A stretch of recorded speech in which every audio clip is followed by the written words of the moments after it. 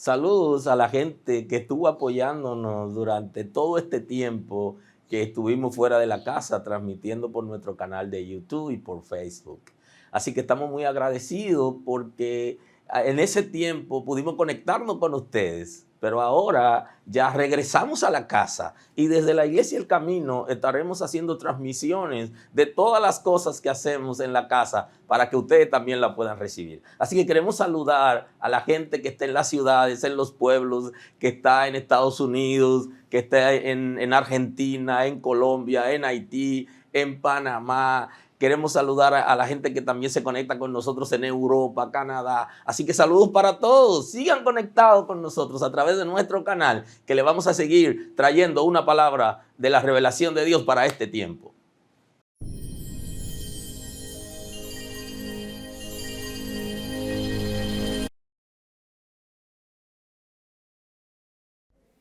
Señor, gracias en esta mañana. Gracias porque has sido misericordioso para con nosotros. Gracias porque ha perdonado nuestros pecados. Vinimos a ti cargado, trabajado, y tú nos has levantado. Nos has dado una nueva oportunidad de vida por tu redención. Nuestros pecados, todos nuestros pecados fueron redimidos por ti en la cruz. Y nos ha dado paz por medio de la justificación.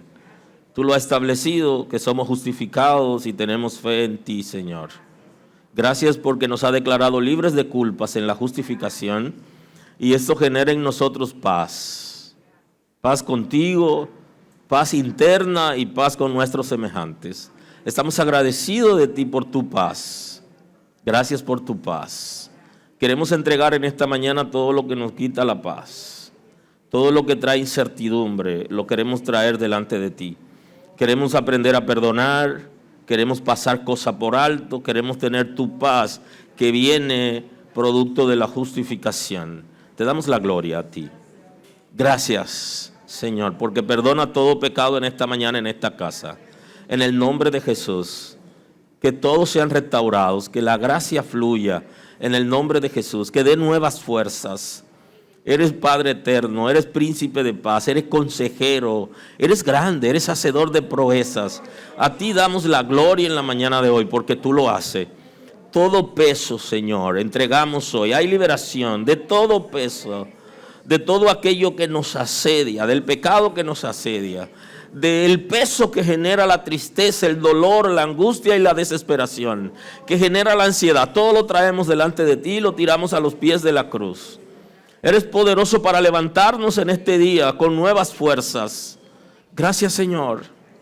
Honor y gloria a tu nombre. Todo lo que hay en nuestro corazón que no nos deja perdonar, que no nos deja ser libre, en el nombre de Jesús es quitado en esta mañana. Para gloria de tu nombre. Para gloria de tu nombre. Para gloria de tu nombre. En el nombre de Jesús. Oh, nuestro espíritu ha sido liberado por tu Espíritu Santo. Y nuestros intelectos están siendo liberados en esta mañana. Para gloria de tu nombre. En el nombre de Jesús. Estás transformando nuestras mentalidades. En el nombre de Jesús. Está haciendo proezas en nosotros. Danos la forma que tú quieras. Porque eres poderoso y nos has redimido y te pertenecemos a ti. En el nombre de Jesús. Gracias por los procesos. Por cada proceso que vivimos, gracias. Gracias por los procesos, Señor. Gracias por cada uno de los procesos. En el nombre de Jesús. En el nombre de Jesús. Rompemos con el pasado. Se endereza lo torcido. Y el camino se allane para que nadie se tuerza ni se salga. En el nombre de Jesús. Eres poderoso para obrar. Renunciamos a toda influencia, a toda costumbre desaprobada en el cielo, a todo comportamiento inapropiado, a todo pensamiento que sea contrario a la palabra. Renunciamos en esta mañana. Que el cielo se abra a favor de tus hijos en esta mañana, con nuevos pensamientos, con nuevas estructuras, con revelación, con discernimiento, con palabra de ciencia, con sabiduría, en el nombre de Jesús. Danos el entendimiento y la capacidad por medio de tu Espíritu Santo para avivar los dones que tú has puesto en nosotros. Que nadie se duerma. Despiértate tú que duermes, dice la palabra. Oh, levántate. Tú que duermes, levántate, despiértate, para que Cristo te alumbre. En el nombre de Jesús, en el nombre de Jesús, renunciamos a estar con los muertos. Renunciamos a estar con aquellos, Señor, que generan apatía y tristeza, angustia en nosotros. Nos ha dado una nueva vida, una vida de libertad.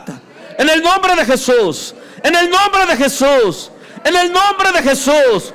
Toda acechanza infernal, todo aquello que viene para dañar nuestras vidas, para dañar los matrimonios, para dañar la familia, en el nombre de Jesús es inoperante.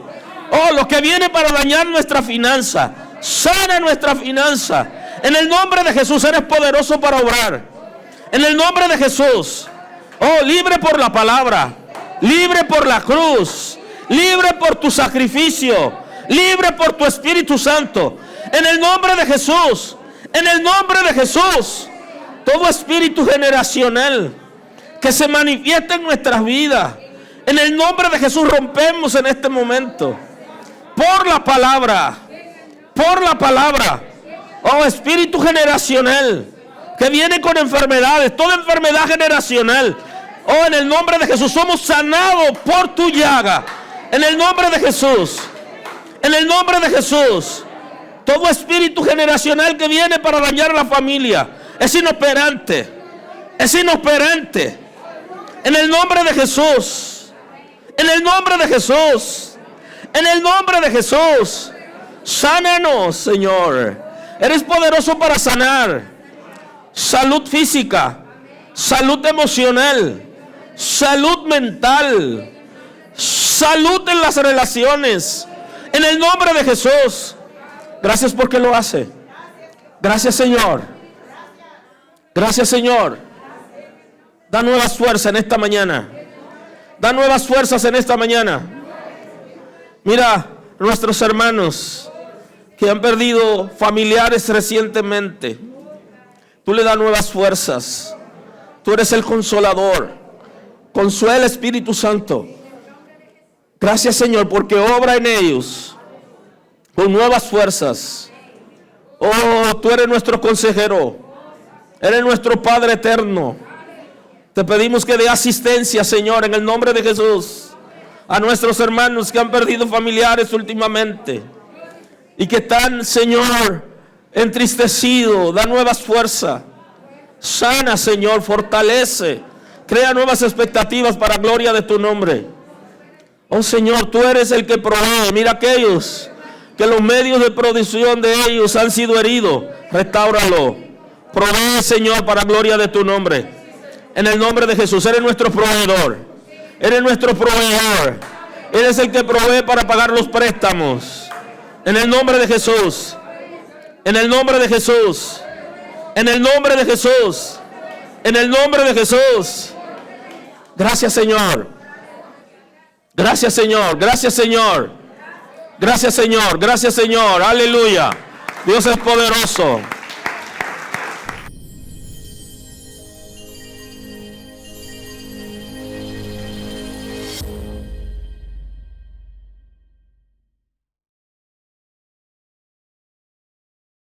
Quiero hoy entrar en la predicación en esta mañana. Hoy tenemos creo que la segunda predicación del ministerio profético. Y ustedes saben que siempre tenemos que ponerle un tema para nuestros hermanos que reciben la palabra a través de las redes sociales. Por eso no repetimos, aunque es el mismo tema, no repetimos solo un tema, sino que vamos añadiendo. Y hoy le dije que íbamos a conversar acerca del ministerio profético en la gracia. Así que quiero compartir la escritura en la segunda carta del apóstol Pedro. Ahí quiero hoy compartir con ustedes el texto. Dije que iba a tener 3 predicaciones, posiblemente me salga un poquito más larga de la cuenta y entonces tenga que meterme quizá en 4 o 5, no sé todavía, pero vamos a ver cómo puedo darle la forma para ver si me puedo quedar en 3 o si tengo que extenderme. La segunda carta del apóstol Pedro, en el capítulo 3.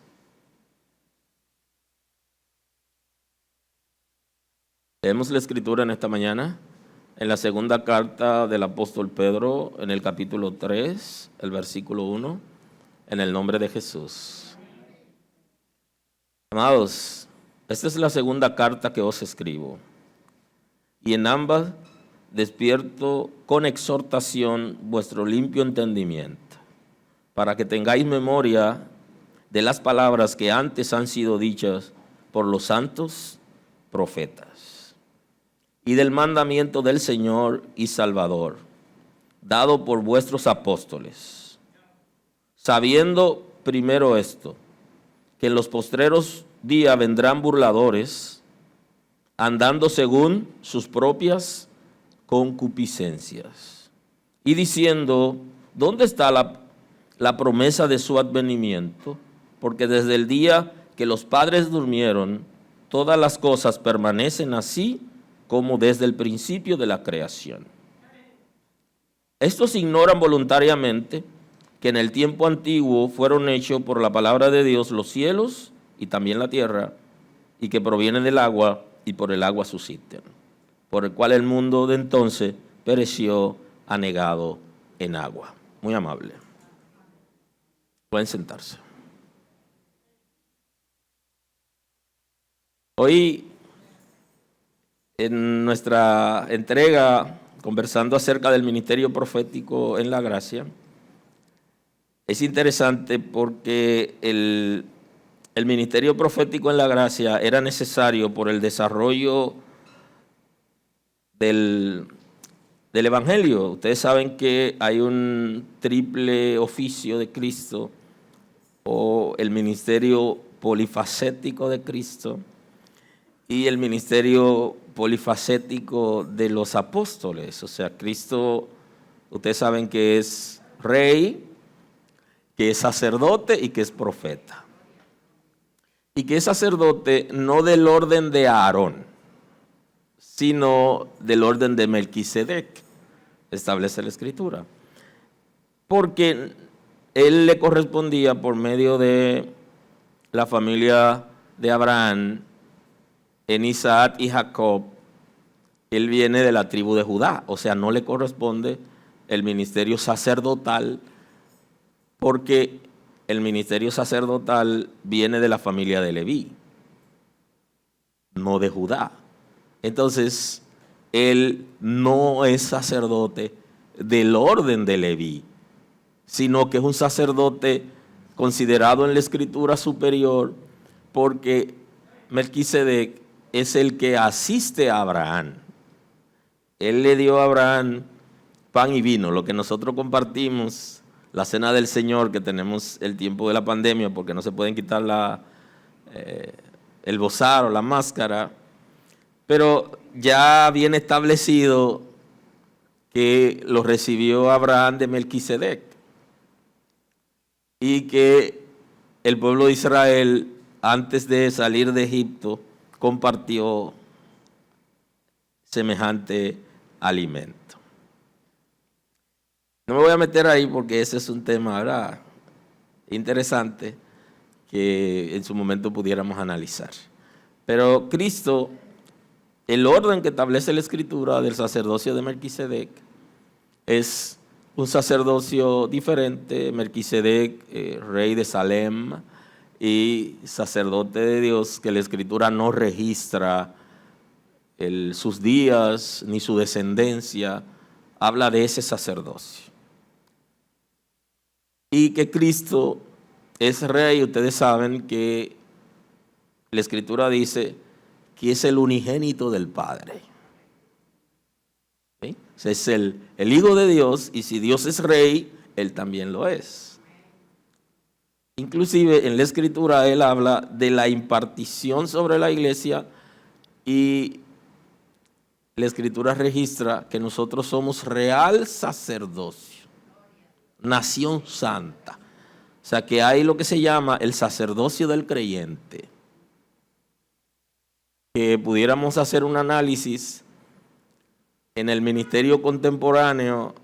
y el sacerdocio de la iglesia, y que nos daría cierto resultado de análisis muy interesante. Ahora, Cristo también es profeta y Él nos ha revelado su palabra, nos ha revelado la voluntad de Dios por medio de sus enseñanzas, por medio de la palabra. Y los apóstoles tuvieron también un ministerio polifacético porque ellos les tocó escribir, registrar en lo que nosotros conocemos como el Nuevo Testamento. Ahí están los evangelios, que ustedes saben, en la que registran el ministerio de Cristo, analizándolo de diferentes ángulos, porque cada escritor tiene un propósito, tiene un pueblo y un propósito. Juan escribe a la iglesia, por eso es un poquito diferente, y cada uno de los evangelistas, iniciando por Mateo, que escribe al pueblo hebreo, Marcos a los romanos y Lucas a los griegos, por eso hay ligera diferencia en las expresiones, porque cada uno se enfoca en un tema específico. Entonces, si se requiere escribir, como es el caso del Nuevo Pacto, el trabajo apostólico, ellos necesitaban escribir cosas que habían experimentado en el ministerio de Cristo, porque ellos fueron discípulos y fueron ungidos con un ministerio apostólico. Y justamente los que creen que los dones cesaron, dicen que los apóstoles fueron hasta el Pablo, que no anduvo con Cristo, pero tuvo un llamado excepcional, extraordinario para trabajar a los gentiles. Y plantean que creen que los dones cesaron y están planteando que también han cesado los ministerios y se han quedado con dos ministerios propiamente dicho, que es el ministerio del pastorado y el ministerio del maestro. Y los demás ministerios ellos plantean que ya cesaron y también los dones, incluyendo dones que son prácticos.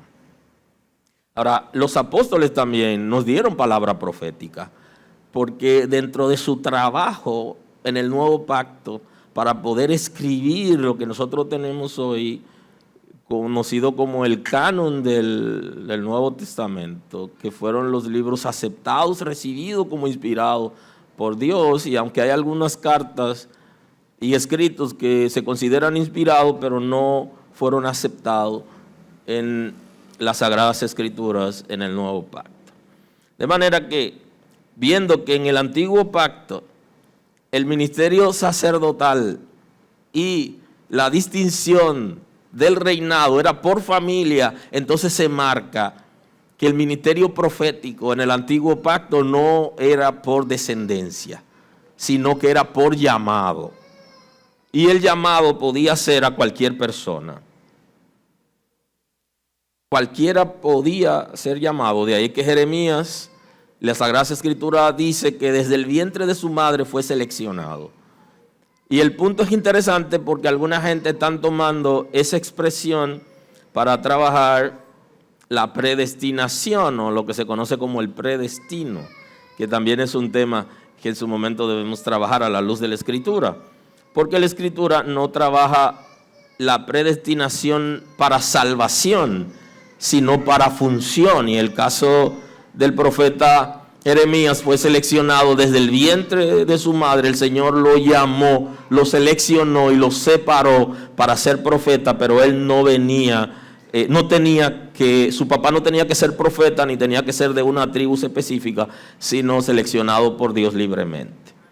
Ahora, en el Nuevo Pacto ya ustedes saben que el ministerio no es hereditario, o sea, el que me va a sustituir a mí como pastor no tiene que ser mi hijo, puede ser el hijo tuyo, ¿verdad? Porque también en la gracia ya no existe el asunto de que tiene que heredar. Gloria a Dios si nuestros hijos pueden ejercer ministerio, pero la iglesia no es una institución familiar, ¿no? O sea, no es una institución de que venimos a la casa de Dios y que ya se sabe que el hijo del pastor lo va a sustituir porque debe ser así. No, eso no funciona así. El ministerio en la gracia es abierto, es para todos, es universal y las congregaciones no pertenecen a una familia. Las congregaciones son de la comunidad, la gente le pertenecen a Dios y son dirigidas por el Señor, y es Él el que da el llamado, los nombramientos y las funciones. La gracia, las cosas son diferentes. Funcionó en la ley y funcionó porque Dios lo estableció de esa manera, pero la gracia aquí todo es diferente. Aleluya. Aleluya. Aleluya. De manera que usted bien puede ser la persona que Dios use en la casa en un momento determinado y no tiene que pertenecer a X o Y familia, sino que el llamado es mucho más abierto. Y así era el ministerio profético en el Antiguo Pacto y los ministerios en el Nuevo Pacto. Son mucho más abiertos. El ministerio apostólico también es abierto. Y fue ungido, los apóstoles fueron ungidos dentro de los discípulos, dentro del grupo de personas que servía a Cristo, con un llamado especial, fueron separados y ellos tenían la responsabilidad de profetizar si era necesario. Ahora, no solamente los apóstoles eran profetas, sino que habían también otros profetas dentro de las congregaciones. Ahora, si usted observa, el ministerio profético regularmente tiene 3 puntos, o más bien tiene un punto importante y que tenemos que analizarlo porque es el tiempo. Y el tiempo usted tiene que verlo en el pasado, usted tiene que verlo en el presente y usted tiene que verlo en el futuro. Entonces el tiempo no es estático. Y el ministerio profético, el profeta, la palabra que trae regularmente viene dada en un tiempo. Ahora, muchas de esas palabras de los profetas tuvieron un cumplimiento, que es lo que se llama la profecía de varias referencias y algunas de doble referencia. Se cumplieron en un momento, pero que se están cumpliendo ahora y se pudieran cumplir en el futuro. Sin embargo, hay una palabra profética que se cumplirá en el futuro, que aún no se ha cumplido, y eso genera cierta confusión. Cuando usted toma, por ejemplo, el libro de Apocalipsis, es un libro netamente profético. ¿Okay? Entonces usted se encuentra con el libro de Daniel, que hay cierta combinación y que se han analizado paralelo, son libros netamente proféticos. Entonces, ¿cómo usted sabe que hay una cosa que ya se cumplió, que era para el pasado o que era para el presente mientras se estaba escribiendo, y qué cosa es para el futuro? Y ahí está la gran confusión a la hora de interpretar la palabra profética. Pero sí, la palabra profética va a jugar con el tiempo, que puede ser pasado, puede ser presente y puede ser futuro. Entonces usted tiene que aprender a establecer esa diferencia para poder entender esa palabra. Y la confusión de muchos de nosotros viene de ahí. De ahí que el análisis del concepto escatológico en las Sagradas Escrituras es controversial, porque hay cosas que se cumplieron, hay cosas que se están cumpliendo y hay cosas que se cumplirán en el futuro. Entonces Cristo tiene un encuentro muy interesante que nos arroja luz acerca de varios puntos del ministerio profético. El encuentro de Cristo con la mujer samaritana, en el capítulo 4 del Evangelio según San Juan.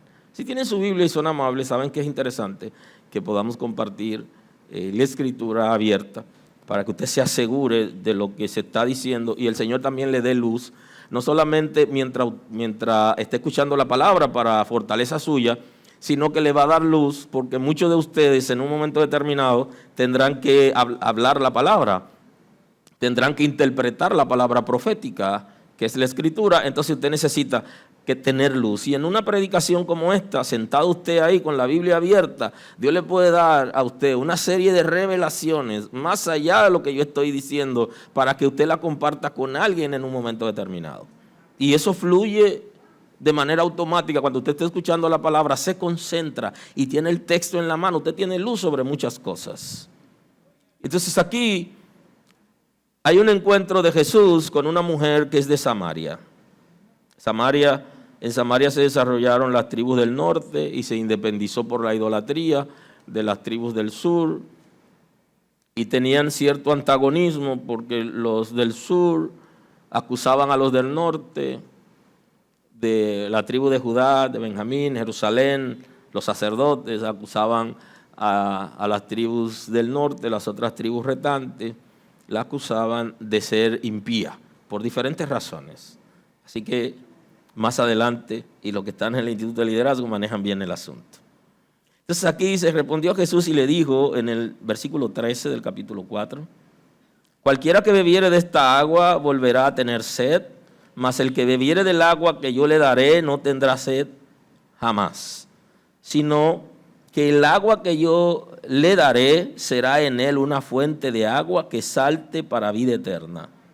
La mujer dijo, Señor, dame de esa agua para que no tenga yo sed, ni venga aquí a sacarla. Le dijo la mujer, Señor, me parece que tú eres profeta. Bien, ahí se voló al versículo 19, voló al 19 ahí. Aquí es interesante la conversación porque Jesús le está hablando acerca de la necesidad que tiene el ser humano de Dios. Le está hablando de la necesidad que tiene de Dios y la mujer tiene una necesidad física. Miren hasta dónde llega la conversación con una persona espiritual y alguien que es natural. Usted le está hablando de lo espiritual y está asociando lo natural. De ahí es que la Escritura habla del hombre natural que no percibe las cosas que son del Espíritu. Sin embargo, Jesús fue llevándola en su condición natural hasta el momento que ella en su condición comienza a entender el mensaje. Y esta mujer tenía conocimiento de la palabra. Y yo creo que esto es importante, que nosotros aprendamos a instruir a nuestros hijos en el conocimiento de Dios, porque hay un momento que ellos necesitan dar una respuesta en acción, se llama, así le llaman los maestros, respuesta en acción. Entonces ella necesitaba dar una respuesta en acción en medio de la conversación y sale a relucir que ella tenía conocimiento de la palabra. ¿Qué le está diciendo Jesús? Jesús le está hablando acerca del Espíritu Santo, que va a producir en ella cierta facilidad interna que va a saciar la sed que ella tiene de Dios. Pero ella le dice, pero es que yo quisiera esa agua porque yo no quiero volver a buscar esta. Y el Señor no le estaba diciendo que ella iba a dejar de beber de esa agua, sino que hay una fuente que salta para vida eterna, que produce el Espíritu de Dios, que sacia nuestra sed espiritual. Porque él había conocido que la mujer tenía sed espiritual, independientemente de su condición, porque algunos creyentes no están en capacidad de darle la palabra a personas que han caído por cierta costumbre, cierto comportamiento pecaminoso. No están en capacidad porque andan buscando gente santa para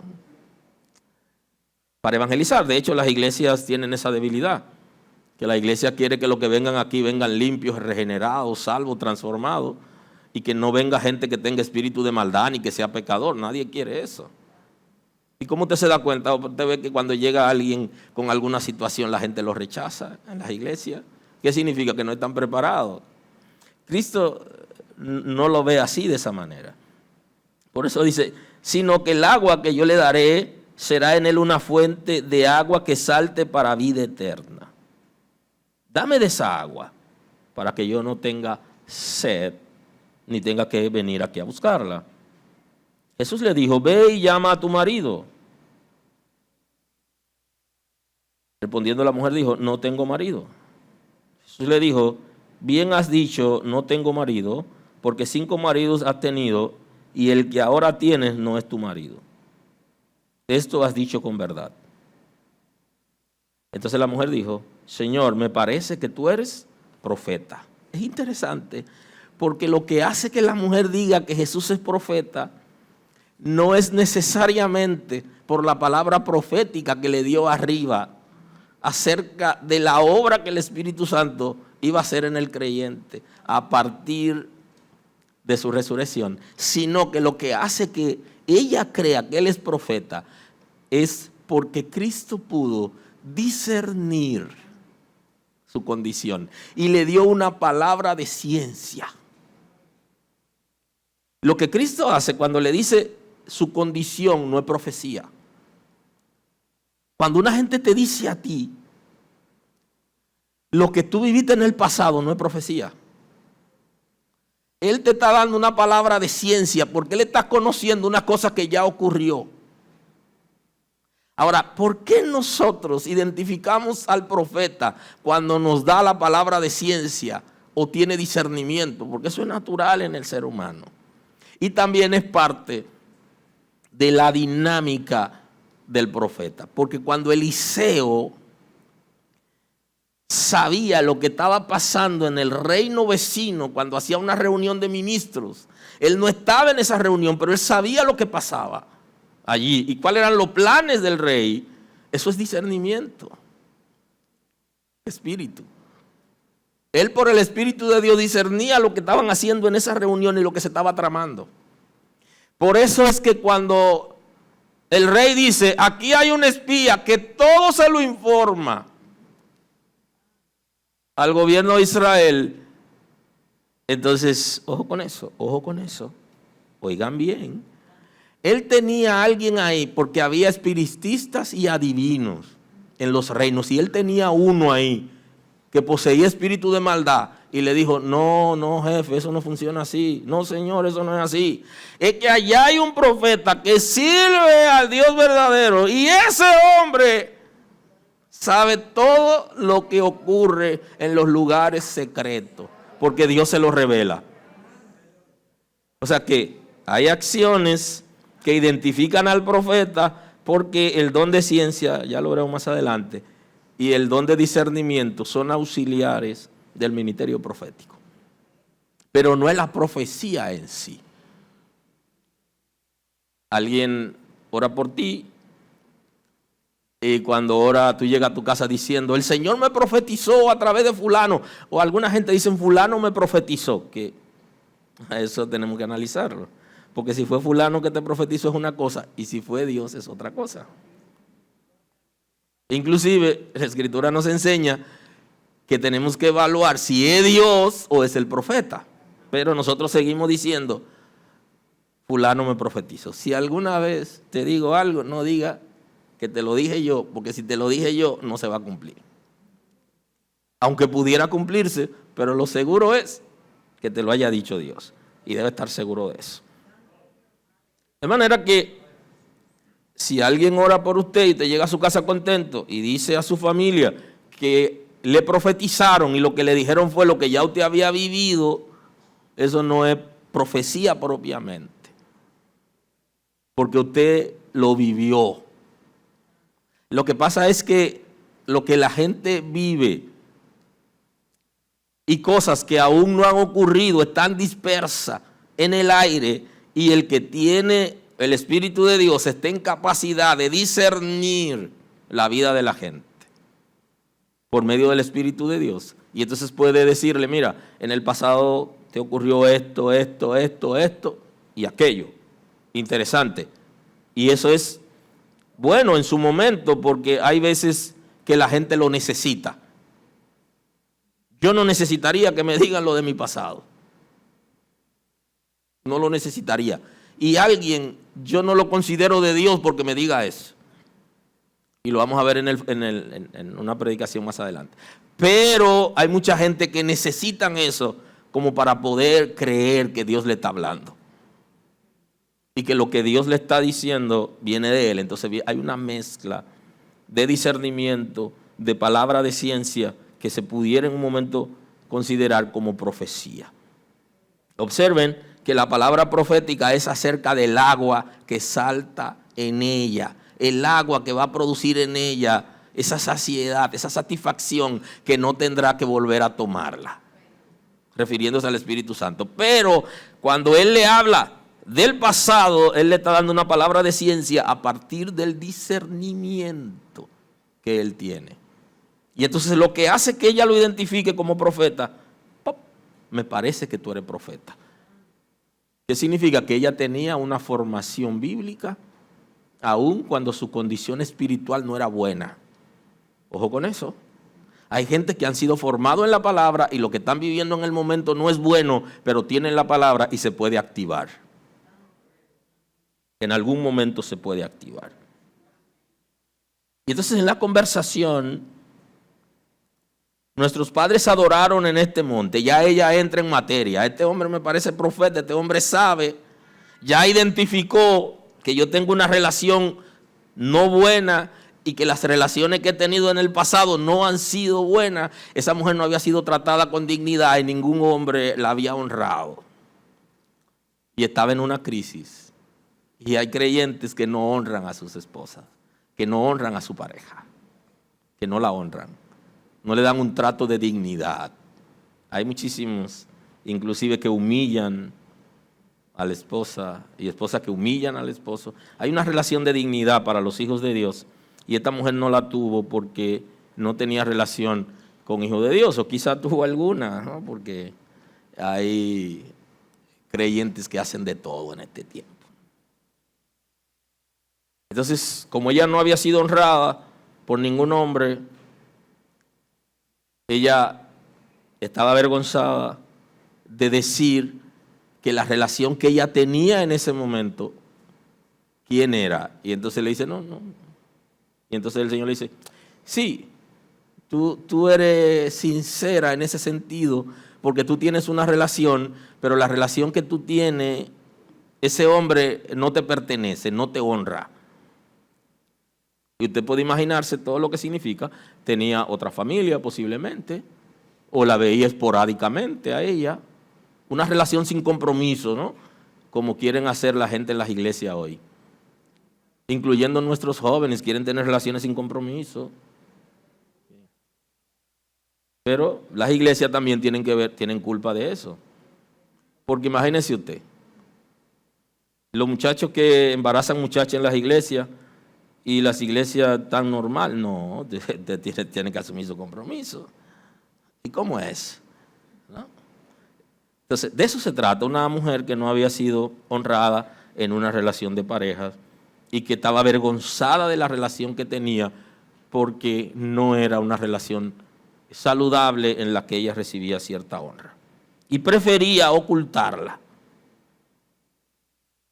Cuando una mujer dice eso, está diciendo que está apta para tener una nueva relación, porque está escondiendo la que tiene.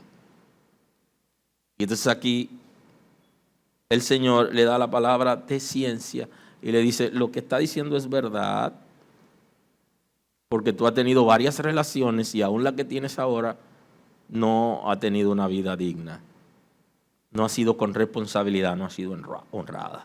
Esto de alguna manera produce sensibilidad en la mujer. Y ya entra en una conversación como que manejaba asuntos espirituales. Nuestros padres adoraron en este monte y vosotros decís que en Jerusalén es el lugar donde se debe adorar.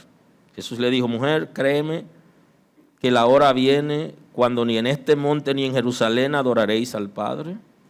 Vosotros adoráis lo que no sabéis, nosotros adoramos lo que sabemos, porque la salvación viene de los judíos. Mas la hora viene y ahora es cuando los verdaderos adoradores adorarán al Padre en espíritu y en verdad. Porque también el Padre, tales adoradores, busca que lo adoren. Dios es espíritu y los que le adoran en espíritu y en verdad es necesario que le adoren. Y aquí también hay una palabra profética. Le dice, no se trata del monte ni el lugar donde se adore. Y le dice, va a llegar el momento que el lugar físico no será importante para adorar, sino que será el lugar espiritual.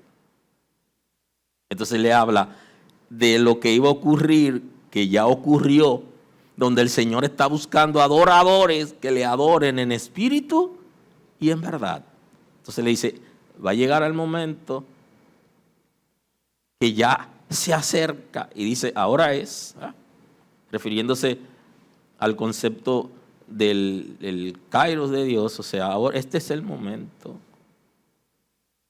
porque Él estaba ahí, en que el Señor está buscando adoradores que le adoren en espíritu y en verdad. No adorar en un lugar porque creer que Dios está en ese lugar, sino que Dios está buscando gente que abran su corazón y que le den un espacio en su espíritu para el Señor habitar. Y desde ahí obrar en la vida del ser humano. Y entonces se requiere que los seres humanos puedan adorar al Señor desde su espíritu. En espíritu y en verdad. Y eso es una manifestación que se da a partir de la llegada del Espíritu Santo. Sin embargo, la presencia de Cristo en la tierra estaba dando una señal de que ese tiempo había llegado. Y por eso Él dice, y ahora es. Y aquí sí hay una palabra profética.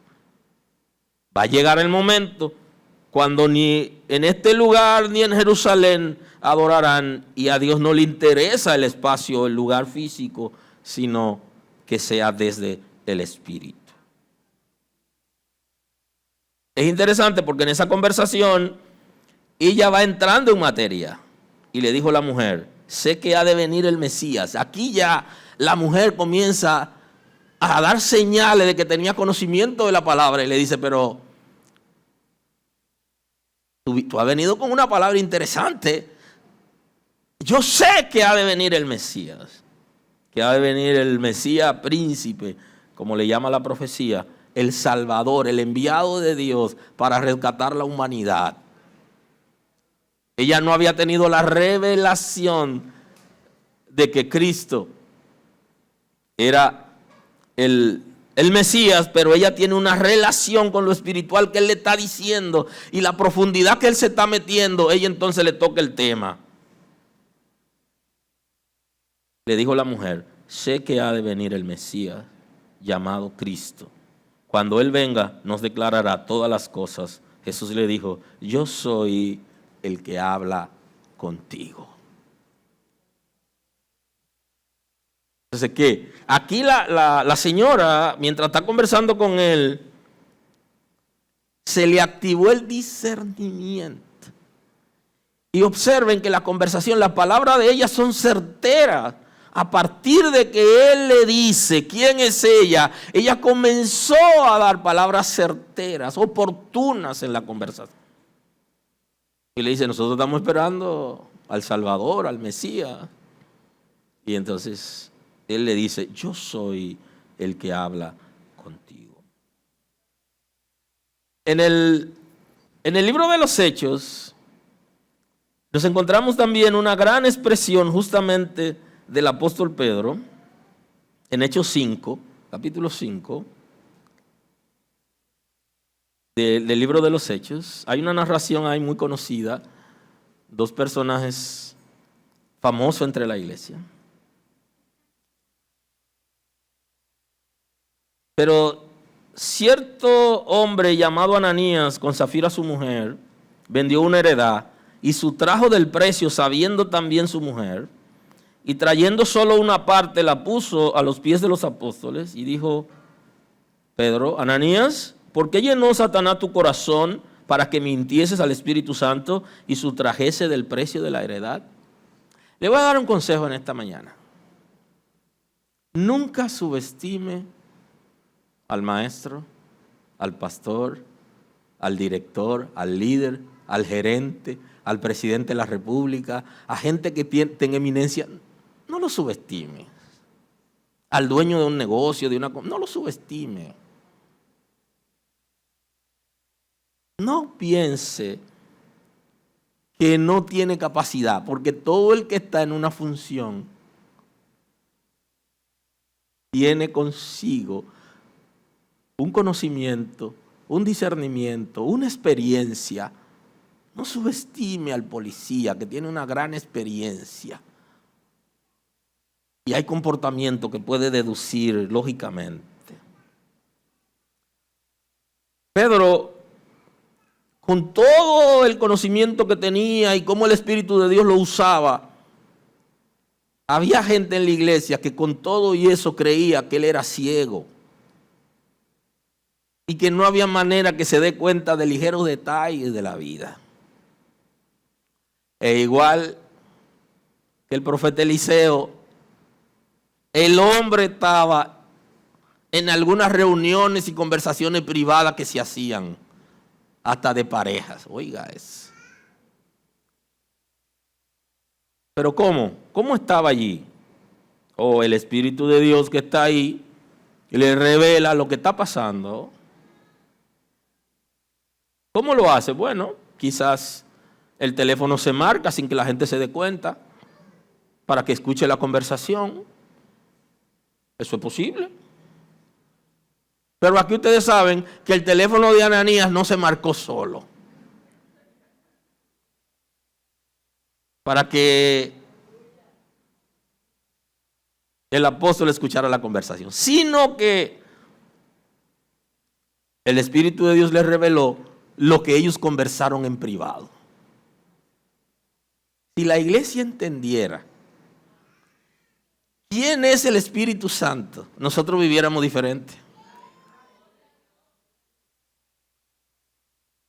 Primero, por lo que Él puede hacer y sabe. Y segundo, por lo que puede hacer con nosotros y a través de nosotros, que nosotros ni nos imaginamos. Porque estamos muy distraídos en la vida, en nuestras propias cosas y afanados por nuestras propias necesidades. Y no podemos entender que es capaz de revelarnos cualquier cosa. Lo de la llamada, le digo, porque a mí me llegó a pasar eso, de teléfono que se marcaban para que yo escuchara la conversación que se estaba dando en el momento y las negociaciones y los tratos que se estaban haciendo. Y por eso le cité eso. Y hasta eso pasa. ¿Alguien dice aleluya? No tiene que ser así, porque después ya no necesité que la llamada, el teléfono se marcara, sino que ya el Espíritu de Dios entonces está diciendo lo que yo necesito saber como parte de la dinámica. Ellos habían subestimado a Pedro con toda la revelación, con todas las enseñanzas, con la autoridad, lo que ministraba, con todo y eso. Y usted se va a encontrar con gente que con todo lo que usted enseñe o lo que usted le diga de Dios lo van a subestimar y no van a creer que ya usted sabe lo que están tramando. Y los espiritistas acostumbran eso. Ellos creen que la gente en las iglesias son ciegos y que ellos pueden venir con una red y tirarla a la iglesia. O sea, no, eso no funciona así. No funciona así. Hay una autoridad y hay una revelación que tiene que ver con la investidura. No subestimen. Y Pedro le pregunta, reteniéndola, ¿no se te quedaba a ti? Y vendida, ¿no estaba en tu poder? ¿Por qué pusiste esto en tu corazón? No has mentido a los hombres, sino a Dios. Al oír a Ananías estas palabras, cayó y expiró, y vino un gran temor sobre todos los que oyeron, y levantándose los jóvenes, lo envolvieron y sacándolo, lo sepultaron. Fíjese, esa es una experiencia en el nuevo pacto que no era muy común, pero ocurrió y está aquí. Está aquí. Lo que Pedro le dice a Ananías es, Ananías, ¿qué necesidad tenías tú de mentir? Porque tú no me estás mintiendo a mí, porque yo lo que soy es el ministro del altar. Yo lo que represento a Dios. A quien tú estás mintiendo es a Dios, no es al ministro del altar. Tú tienes una situación, Ananías. ¿Por qué hiciste eso? Y entonces Pedro trata de convencerlo de que no era necesario. Pedro dice, mira, la heredad la vendiste y no tenías que venderla porque era tuya. Segundo, la heredad la vendiste, era tuya, tú tenías poder para hacerlo y el dinero es tuyo. ¿Y para qué te roba lo tuyo? ¿Qué necesidad tú tienes para decir que la vendiste en tanto si no es verdad? O sea, es como quien dice, es como el pecado tuyo, es como medio tonto. ¿Tú por qué? Dime, ¿qué necesidad hay? Porque tú no tenías necesidad de eso. Ananías, eso es tuyo. ¿Cómo que tú estás robando lo tuyo? No ve, como que no tiene lógica. No tiene lógica. Ahora, lo interesante de eso fue que las mujeres que son finas. Y esa mujer no le dijo, mira muchacho, ten cuidado, no te metas en lío. No te metas en lío. No, ella también, la autoridad de su marido, le dijo, sí señor. Y repitió lo que él le dijo, lo iba repitiendo en el camino. Entonces ella cuando se presenta ante Pedro, también dice lo mismo.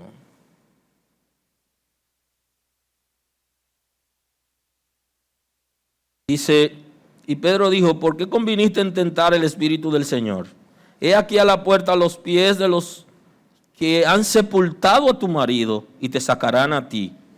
Al instante, ella cayó a los pies de él y expiró.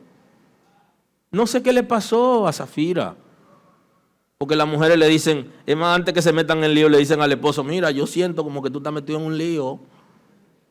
Y se lo dijo la esposa de Pilato, a Pilato, mira, yo no puedo dormir anoche, tú estás metido en un lío. No te metas en ese lío, muchacho. Y entonces los hombres la miran y le dicen, tú estás loca. Y miren, ojo con eso, porque muchos esposos, incluyendo algunos creyentes, han declarado tantas veces a su esposa que está loca porque son mentirosos y ella lo descubre. Y le dice, muchacha, tú estás loca, yo soy un santo, ajá. No le diga que está loca, admítelo, y si no, quédate callado, pero no le diga tantas veces que la va a terminar en paciente psiquiátrica. Y han terminado muchísimas mujeres así, con buen discernimiento. Saben cuando el esposo llega. Y entonces él cuando la confronta, le dice, tú estás loca, tú estás viendo cosas. Y terminan siendo pacientes psiquiátricas. Y están viendo verdades. Yo estoy hablando de mujeres creyentes y no creyentes. Porque existe el discernimiento natural. Que cuando el esposo llega y parpadeó, ella sabe que está parpadeando. Y cuando está hablando por teléfono, ella dice, él no es gago ni tiene familia gaga. Y comienza a darle seguimiento, porque hay una señal. Y ya tú vienes con tu cosa ahí. Eso, tengan cuidado, porque esta mujer pudo haberse librado de esta situación si usa la estrategia que regularmente utilizan las mujeres. No te metas en ese negocio, no lo hagas. ¿Cómo caíste en eso? Porque la mujer observa diferente. Desde que llegó el amigo de nosotros a la casa, de una vez dice que no le gusta y que no se lo vuelva a llevar allá. Ya tú vienes con tu cosa. Pero ella está percibiendo algo que es natural en las mujeres y que para que sea pareja y haya un compañerismo y la bendición llegue, hay que escucharla. Y ya ustedes saben cuando le ponen la mano en el hombro a uno. Te lo dije, ya eso es para un dolor de cabeza que uno no quisiera vivir y que les recomendamos a las esposas que nunca hagan eso, pero siempre lo hacen. Entonces, el fracaso vino porque ellos subestimaron. ¿A quién subestimaron? Al siervo de Dios, al apóstol Pedro, que estaba dirigiéndole, que lo había enseñado, y no creyeron. Hay gente que no creen lo que se le enseña. Tampoco Giesi creyó. El profeta Eliseo era, mire, un lince. ¿Y qué pasó? Su criado, su asistente, no creyó en él.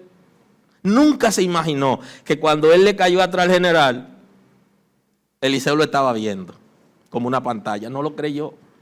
Pero viendo tantos milagros, tantas acciones, tanta palabra, de la manera que Dios había revelado la situación en Siria, nada. Hay gente que son incrédulos. La fe no es para mucha gente, porque no la ejercitan, no abren su corazón, no se rinden y se pasan la vida entera en la iglesia cerrado. No se abren, ya está bueno, zapatéate, sacúdete. Y dite a ti mismo, ya yo tengo que avanzar.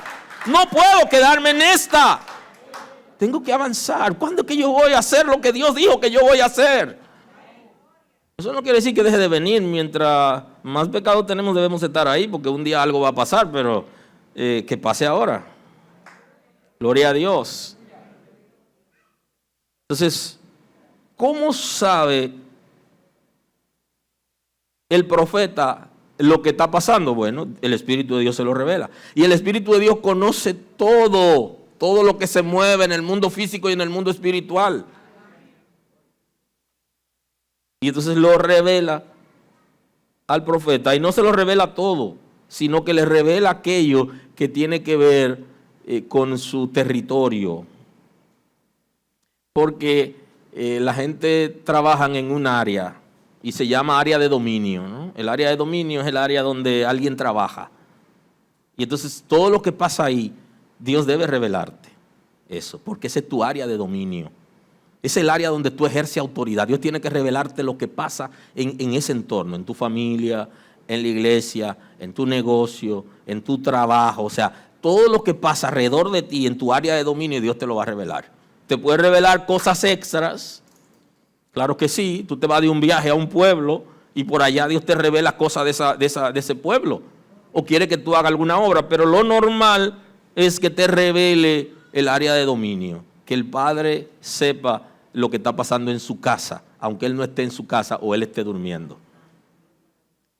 Ese es el área de dominio. Igual que la gente que tiene ministerio, en el área donde ejerce ministerio. En esa área, Dios va a revelar. Y eso pasó con Pedro. No era nada extraordinario porque era parte de su área de dominio. Ellos pertenecían al grupo, a la gente que trabajaba con el ministro. Voy a compartir la profecía de Pedro, porque Pedro nosotros lo consideramos como apóstol, y aquí voy a cerrar con esta parte. Y como no tenemos prisa porque nos volveremos a ver en algún momento y seguimos ahí. Entonces, Pedro nosotros lo consideramos más como apóstol que como profeta, igual que a los apóstoles, pero los apóstoles también fueron profetas y era necesario como parte de la dinámica de los escritos del Nuevo Testamento. Y en el capítulo 2, el versículo 3, dice: amados, esta es la segunda carta que os escribo, y en ambas despierto con exhortación vuestro limpio entendimiento. Y volvemos a ver la palabra de nuevo, exhortación. Y vimos una palabra la semana pasada que está muy ligada a la confrontación. Es cuando se llama a la gente la atención y cuando la gente es corregida. Aquí se exhorta. Es una dinámica, es como una enseñanza que previene situaciones. Y creo que la iglesia, si la iglesia se enfoca en la prevención, es mucho mejor. Porque cuando un país la salud la trabaja desde la prevención, la gente se enferma menos. Y si se enferma menos, gasta menos recursos en la salud. Y educa a la gente para que la gente pueda prevenir enfermedades. La Sagrada Escritura está diseñada así, para prevenir el pecado, para que nosotros estemos claros, estemos convencidos, fortalecidos, tengamos el conocimiento y cuando nos enfrentemos a la realidad del pecado, nosotros podamos vencer. Y la exhortación en la Escritura muchas veces está ligada a una enseñanza que previene comportamientos, pero adiestra a la gente para esto. Y el apóstol Pablo está diciendo el apóstol Pedro está diciendo acerca de lo que significa para él escribirle. La segunda carta, ya ustedes conocen la primera carta. En ambas despierto con exhortación vuestro limpio entendimiento, para que tengáis memoria de las palabras que antes han sido dichas por los santos profetas.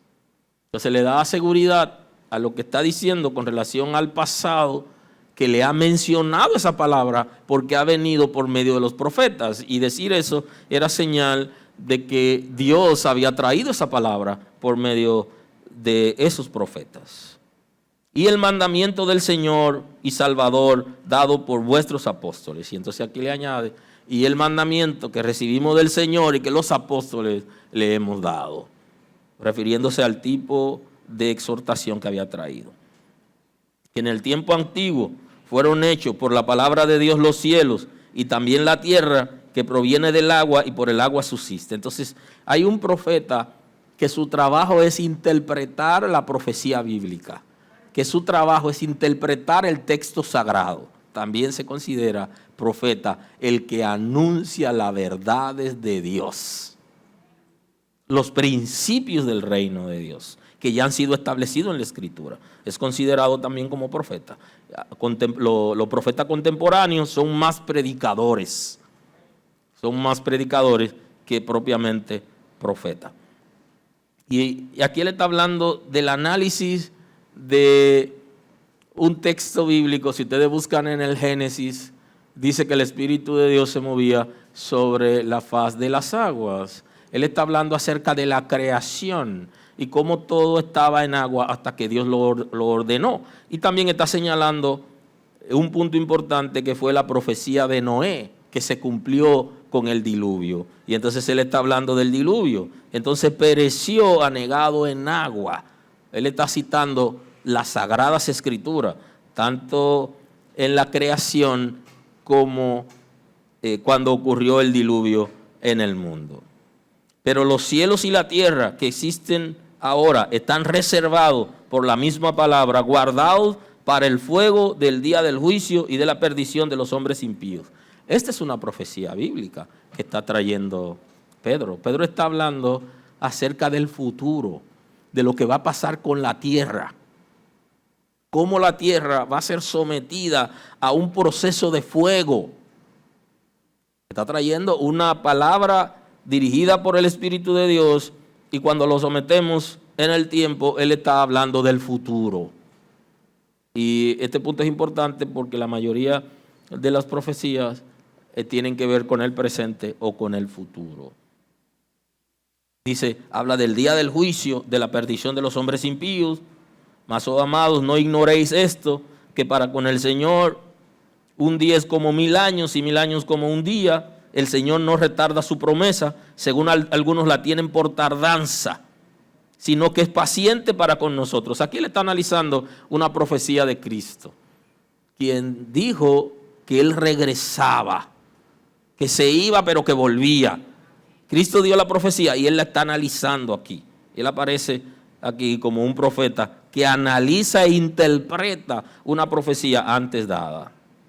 Dice, no retarda su promesa, algunos la tienen por tardanza, y creo que cabe, porque en la iglesia hay mucha gente que no creen que Cristo va a levantar su iglesia.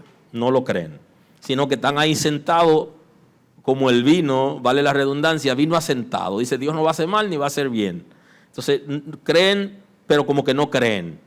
Están como inseguros. ¿Será verdad que un día va a tocar la trompeta? Y que cuando suene la trompeta vamos a volar para ir a la boda del Cordero. ¿Será verdad que un día la gente se va a morir y va a ir a un lugar de descanso, va a ir a un lugar de tormento? La gente no está creyendo mucho eso, y por eso la gente se está envolviendo en muchas cosas personales, porque no están pendientes de eso. Y entonces el apóstol está analizando la profecía que ya Cristo había dado acerca de su retorno. Dice que es paciente para con nosotros, no queriendo que ninguno perezca, sino que todos procedan al arrepentimiento. Y aquí él hace el análisis, una interpretación de por qué causa el Señor no había venido en ese momento. Y dice, lo que pasa es que Él quiere que todos se arrepientan y por eso no ha venido. Es una interpretación interesante que está haciendo el apóstol Pedro acerca del retorno de Cristo. Y dice, lo que pasa es que Cristo te está dando chance para que tú le conozcas, y por eso no ha regresado. Un buen razonamiento en esa interpretación. Pero él añade, el día del Señor vendrá como ladrón en la noche. Está citando una profecía que ya Cristo había dado, en el cual los cielos pasarán con grandes estruendos y los elementos ardiendo serán deshechos. Y aquí él se mete en una serie de profecías y análisis bíblico que tienen un tiempo considerablemente entre una y otra, y él aparecen juntas, para que usted vea lo interesante que es el ministerio profético en el nuevo pacto. Aquí entonces se requiere un profeta que interprete, oiga bien, todo lo que él está diciendo en ese texto, en qué tiempo se va a cumplir uno y otro, porque aparecen juntas. Y aquí entran los profetas contemporáneos que interpretan la profecía bíblica, en especial la profecía escatológica. Casi no hay profetas que se dediquen a eso, porque el profeta que más brillo lleva es el que dice una palabra que a la gente le gusta, ¿no? Pero ese es un dinamismo de la profecía bíblica, el que interpreta esa profecía, que es capaz de decirnos cuándo se va a cumplir cada uno, en qué tiempo de esas expresiones que el apóstol Pedro está trayendo aquí. Dice, en el cual los cielos, saben que si me detengo ahí a analizarla con ustedes, tenemos un año en el canal, ¿verdad? O 2 años ya en el canal analizando la profecía desde el punto de vista de la escatología. Tenemos ya 1 año y algo, y ahora es que falta. Imagínense usted que yo me quede ahí, pero usted que sigue el programa va a tener la interpretación de esos conceptos. Elementos ardiendo serán deshechos, y la tierra y las obras que en ella hay serán quemadas. Puesto que todas estas cosas han de ser deshechas, fíjense que Cristo también habló de esa profecía, pero la profecía tiene doble referencia y algunos no la entendieron. Y es que se cumplió en Jerusalén, cuando la ciudad de Jerusalén en el año 70 de nuestra era, de la era cristiana, fue destruida, y todo lo que existe en el mundo un día será demolido. Así que nosotros que estamos muy apegados a este edificio, ¿verdad? Un día esto se va a tumbar, esto lo van a destruir. Estamos tan apegados a la casa donde vivimos, un día se va a demoler, porque no quedará piedra sobre piedra, sino que todo caerá. Y aunque usted me dice que aquí está hecho de bloques, los bloques se hacen con piedra, lo que pasa es que es más pequeña. Todas esas cosas serán deshechas. ¿Cómo no podéis vosotros andar en santa y piadosa manera de vivir? Y ese es el propósito del profeta. Generar expectativa de santidad en la gente y de arrepentimiento, para que no vivan una vida fuera de Dios, sino que se enderecen y que entren en el camino y vivan en obediencia. ¿Cómo no debéis vosotros andar en santa y piadosa manera de vivir? Es el propósito de un profeta, guiar a la gente a la santidad, no a una vida desordenada. Esperando apresurados por la venida de Dios, en el cual los cielos encendiéndose serán deshechos, refiriéndose al cielo atmosférico, ¿no?, a lo que nosotros vemos. Y los elementos siendo quemados se fundirán. Pero nosotros esperamos, según sus promesas, cielo nuevo y tierra nueva, en los cuales mora la justicia. Entonces él dice que todo será destruido porque en este mundo hay injusticia. Está interpretando entre la profecía que da, también interpreta la profecía que ya Cristo nos había traído. Así que me tomé unos minutitos de más hoy. Voy a cerrar con ustedes para que nos podamos volver a ver. El ministerio profético contemporáneo no tiene la misma dimensión que el ministerio profético del Antiguo Pacto y lo del Nuevo Pacto, que participaron en la escritura, la redacción de los libros del Nuevo Testamento. Porque ya la Sagrada Escritura dice que fue cerrado, que ha sido sellado y que nadie puede añadirle a esa palabra. Por eso el ministerio profético de hoy es más interpretativo y, si se quiere, acompañado de 2 dones que son auxiliares del ministerio profético, que es el discernimiento y la palabra de ciencia. Así que la voluntad de Dios no es que nosotros nos cerremos a lo que las Sagradas Escrituras ha establecido, sino que podamos abrirnos. ¿Qué es lo que ocurre con el profeta? Y aquí estoy ya cerrando. Es que el profeta viene a crearnos expectativa de santidad, de obediencia, porque no hay otro propósito en Dios que traernos una palabra para que nosotros nos acerquemos más a Él y abandonemos cualquier comportamiento que esté viciado en nosotros conforme a la vida que tuvimos antes, para desprendernos totalmente y, como siempre oramos y decimos, que lo torcido se enderece y que el camino se allane para que nadie más se salga del camino. Y eso también es una palabra bíblica de la que estamos apegados en oración y en nuestras declaraciones. Así que gracias, nos vemos pronto. Señor, gracias en este día. Gracias por tu misericordia, de tu venida, Señor, del arrepentimiento, de involucrarnos en los dones y ministerios que tú has depositado en nosotros, y como establece la Escritura, que nosotros podamos avivar esos dones que han sido impartidos para poder obedecer y alcanzar a aquellos que no te conocen, porque nos ha llamado para dar a conocer las verdades de aquel que nos llamó de las tinieblas a su luz admirable. Gracias en esta mañana. Te damos el honor y la gloria a ti, en el nombre de Jesús. Dios lo bendiga, gracias. Gracias por estar con nosotros escuchando la palabra. Hoy es un buen día para que tomes una decisión para recibir a Cristo como tu Salvador. Nosotros queremos estar contigo y apoyarte en el conocimiento de la palabra. Podemos trabajar contigo un curso de estudio bíblico para que puedas conocer a Dios. Hoy es un buen día. Llámanos o escríbenos por WhatsApp y estaremos contigo en este momento. Dios te bendiga.